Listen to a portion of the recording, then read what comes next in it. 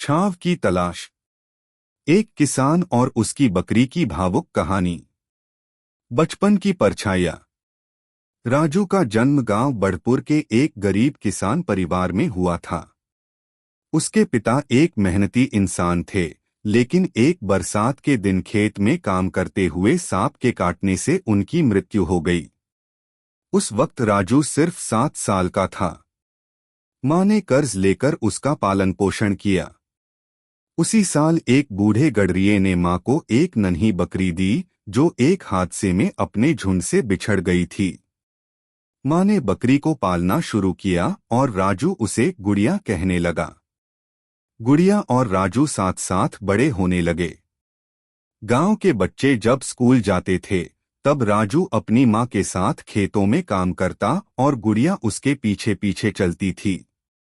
दोनों की दोस्ती ऐसी थी मानो दो आत्माएं एक ही धड़कन में बसी हों। सुकून के दिन। समय बीता, राजू अब जवान हो गया था। मां बूढ़ी हो चली थी और अक्सर बीमार रहने लगी थी। राजू दिन भर खेतों में मेहनत करता और शाम को मां और गुड़िया के साथ आंगन में बैठकर रोटी खाता। गुड़िया अब एक सुंदर सफेद बड़ी बकरी बन चुकी थी और रोज ताजा दूध देती थी। राजू दूध को पास के गांव में बेच आता और कुछ पैसे इकट्ठे कर लेता। पर असल में गुड़िया सिर्फ कमाई का जरिया नहीं थी, वो उसके जीवन का सबसे कोमल हिस्सा थी। गर्मी की दोपहरी में जब बाकी जानवर पेड़ की छांव में सुस्ताते, तो गुड़िया राजू के पास बैठी रहती। वो कभी उसकी गोदी में सिर रखती, तो कभी उसके बालों को चाटने लगती। राजू भी उसके कान सहलाते हुए कहता, तू ही मेरी दुनिया है गुड़िया। माँ के बाद अगर कोई मुझे समझता है तो बस तू। सूखा और संघर्ष। फिर आया वो साल जिसने पूरे गांव की किस्मत बदल दी। बारिश नहीं हुई। न खेतों में हरियाली रही, न तालाबों में पानी। फसलें सूख गईं, जानवर बीमार पड़ने लगे। राजू के खेत की जमीन दरारों से भर गई। मां की बीमारी भी बढ़ गई, अब उसे दवा की सख्त जरूरत थी। गांव के लोग शहर जाने लगे, कुछ ने अपने जानवर बेच दिए। राजू से भी कहा गया, गुड़िया को बेच दो, बहुत पैसे मिलेंगे। शहर के बूचड़खाने में मोटा दाम देते हैं। राजू ने आग बबूला होकर जवाब दिया, जिसने मेरे साथ हर भूख और धूप में साथ दिया, उसे मैं पैसों के लिए बेच दूं? कभी नहीं। आखिरी यात्रा। एक दिन मां की तबीयत अचानक बिगड़ गई। राजू शहर भागा डॉक्टर को लाने। गुड़िया उस दिन अकेली थी, घर सूना, आंगन में जलती धूप और कुएं में बूंद भी नहीं बची थी। उसने 2 बार कुएं के पास जाकर देखा, मिट्टी चाटी, फिर आंगन में चुपचाप लेट गई। जब राजू लौटा, मां को दवा देकर जैसे ही वो बाहर आया, देखा गुड़िया बेसुध पड़ी थी। सांसें धीमी, आंखें बुझी बुझी। वो भागा, उसे गोद में उठाया। गुड़िया, मेरी बच्ची, उठ, देख मैं आ गया हूं। तुझे अकेला थोड़ी छोड़ सकता हूं। गुड़िया की आंखें नम थीं, जैसे वो कहना चाह रही हो, तेरा साथ तो मेरा जीवन था राजू। अब मैं थक गई हूं। फिर उसकी सांसें रुक गईं। राजू वही जमीन पर बैठ गया, गोद में गुड़िया का सिर और आंखों से झरते आंसू। पेड़ की छांव। राजू ने गुड़िया को उसी पुराने आम के पेड़ के नीचे दफनाया, जहां दोनों अक्सर बैठते थे। अब वो रोज उस पेड़ के पास जाता है, गुड़िया की पुरानी रस्सी हाथ में लेकर बैठता है। गांव के लोग आज भी कहते हैं, राजू पगला गया है। पेड़ से बातें करता है, बकरी को पुकारता है। पर कोई नहीं जानता कि जिसने भूख धूप गरीबी अकेलापन और मां की बीमारी में उसका साथ दिया, वो सिर्फ बकरी नहीं, उसकी छाव थी। गुड़िया के जाने के बाद राजू की जिंदगी में आया एक नया मोड़। शून्यता। गुड़िया की मौत के बाद राजू जैसे जिंदा होते हुए भी मर गया था।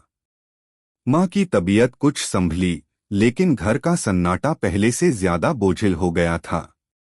हर सुबह जब वो खेत जाता तो गुड़िया की खाली रस्सी, उसका खलीबाड़ा और आंगन में उसकी आवाज की गूंज याद आती। वो कभी पेड़ की छाव में बैठता और खुद से बात करता। तू होती तो खेत में हंसी आती थी, अब हल भी भारी लगता है। गांव के लोग धीरे धीरे उसे अकेला छोड़ने लगे। सबने मान लिया था कि राजू अब उस जैसे नहीं रहा। पर माँ की एक बात ने उसे झकझोर दिया। बेटा, गुड़िया तेरा सहारा थी, लेकिन तू उसका सपना था। क्या वो चाहती कि तू ऐसे टूट जाए? परछाई से प्रकाश की ओर। एक दिन पास के कस्बे से एक समाज सेवी संस्था गांव में आई। वे गांव के गरीब किसानों को मदद, बीज और पशु देने की योजना लेकर आए थे। राजू को बुलाया गया, लेकिन वो गया नहीं। तब संस्था की एक लड़की अन्वी खुद राजू के घर आई। अन्वी शहर से थी, पढ़ी लिखी और समझदार। उसने राजू की हालत देखी और धीरे से कहा, हम जानवरों से रिश्ता नहीं तोड़ते, लेकिन उन्हें खोकर हम अपने जीवन से मुंह नहीं मोड़ सकते। राजू ने पहली बार किसी अजनबी से अपने दिल की बात की। अन्वी ने उसे समझाया कि वह एक बार फिर नन्हे बकरों को पाल सकता है और गुड़िया की तरह किसी को नया जीवन दे सकता है। फिर से जीवन। काफी सोच विचार के बाद राजू ने संस्था की मदद ली। उसे 2 नन्हे बकरों का एक जोड़ा मिला, एक काली और एक सफेद। वो काली बकरी गुड़िया जैसी थी, बस थोड़ा चंचल। राजू ने उसका नाम रखा छा। धीरे धीरे वो फिर खेतों में जाने लगा। छाव उसके पीछे दौड़ती, पेड़ की छाव में उछलती और राजू के चेहरे पर हल्की मुस्कान लौटने लगी। माँ ने कहा, गुड़िया तो चली गई, लेकिन लगता है उसकी आत्मा इस छाव में लौट आई है। अन्वी गांव में आती जाती रही और राजू के साथ पशु सेवा में मदद करती रही। दोनों के बीच एक अनकहा रिश्ता बनने लगा, बिना शब्दों के, सिर्फ समझ का। गुड़िया का सपना। 1 साल बीत गया। राजू अब गांव के सबसे मेहनती किसानों में गिना जाने लगा। उसकी बकरी छाव अब खुद मां बन चुकी थी और हर सुबह घर में नन्ही बकरियों की किलकारी सुनाई देती। राजू ने आम के उसी पुराने पेड़ के पास एक छोटा सा मंदिर बनवाया, गुड़िया स्मृति स्थल, जहां वो हर सुबह दीप जलाता और कहता, तू गई नहीं है गुड़िया, तू मेरी जिंदगी में छाव बनकर अब भी है। जीवन की रोशनी। राजू, छाव और अन्वी की कहानी का अंतिम अध्याय। दिल की ज़मीन। राजू की जिंदगी अब थोड़ी स्थिर हो चली थी। छाव अब 3 बकरियों की मां बन चुकी थी।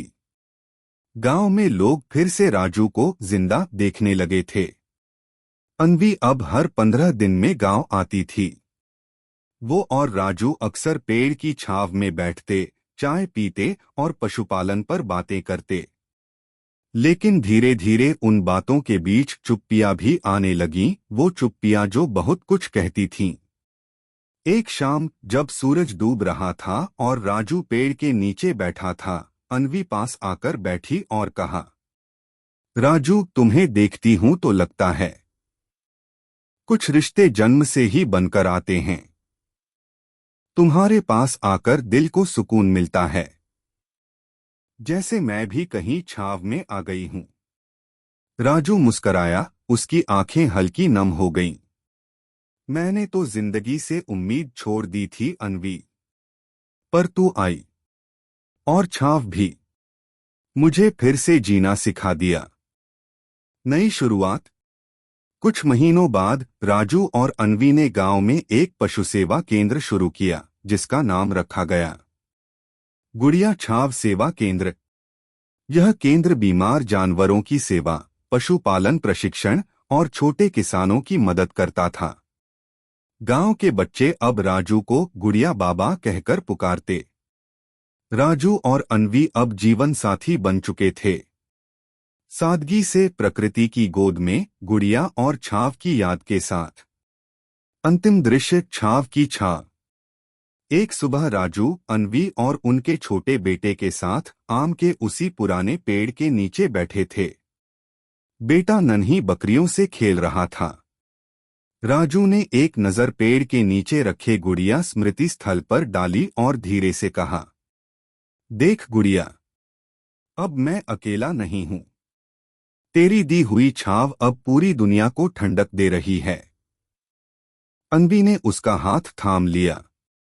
कुछ जानवर सिर्फ जानवर नहीं होते राजू, वो तुम्हारी आत्मा के हिस्से होते हैं।